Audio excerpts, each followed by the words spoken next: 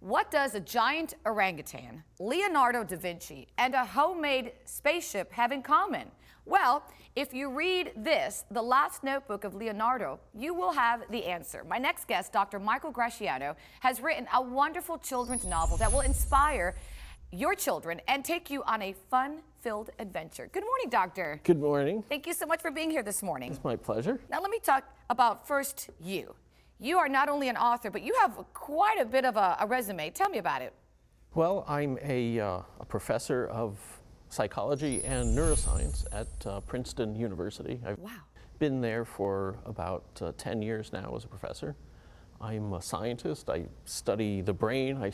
I study neuroscience. I study a range of topics from how the brain controls movement to the possible basis of human awareness. Pretty impressive. Now, I know you've written a lot of scientific books, but then you did kind of like a 180 and you started to write children's books. That's right. Okay, how? Well, what gives here? A little more than 5 years ago, my son was born. Oh. And I started writing children's books.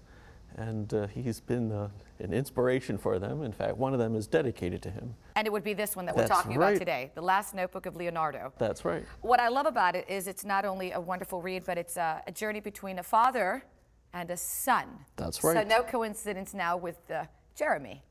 That's right. So tell me about the journey the father and son take. Well, in this book, the father, he's a very enthusiastic guy. He's got the wild imagination, and his hero is Leonardo da Vinci. And he decides to go on a quest to look for the last notebook of Leonardo. And he thinks it's hidden somewhere, and he and his son go on this quest. It's a bit of a detective story. They have to find clues and put the pieces together, and this leads them to some very extravagant situations. So is there a correlation between the father here and the father here? There's probably imagination. Some similarity there.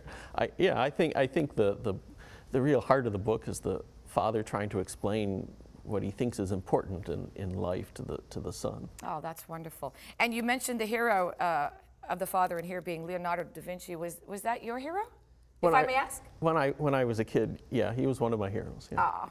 I also know that the theme is so wonderful, not only just flights of imagination, but there's a lot of great messages behind it in terms of acceptance and perseverance too. Would you agree? I think so. I think that's really what the book is about. I mean, the world may be a complicated place. It may seem like a crazy place at times, but you can navigate through it with the fundamentals of open imagination, of loyalty to your family and your friends, and perseverance and a kind of enthusiasm for what you set for yourself. Great message. Have you read it with Benjamin? Do you see his eyes open up and just be so alert? We've actually begun to read it. He's just at the right age, and he's just beginning to learn to read himself. And when he saw that dedication, he said, "Hey, Dad, look at that. It says, for Ben." Oh. That's sweet. God bless him. I do have to ask you something before we wrap up.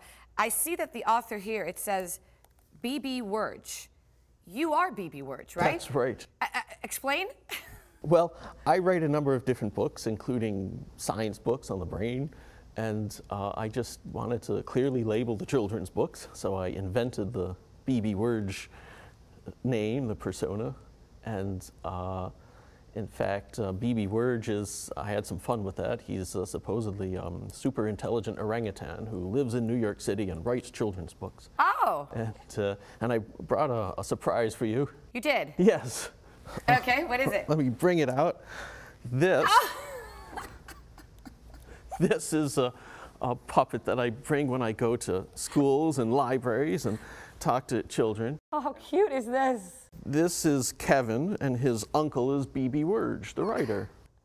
Oh, the kids must love it when you do this. Oh, absolutely, yeah. I got to tell you, you really are very imaginative. I love your imagination, and I love what you've done with the books, and it's just too much fun. You've also written another book called Squiggle and Billy and the Bird Frogs. That's right. I'm going to take them home and have my girls read it with me because their age is between 8 and 10, which I think is a good age now. Perfect. Thank you so much, Doctor. Thank you. Thank you so much. You're so cute.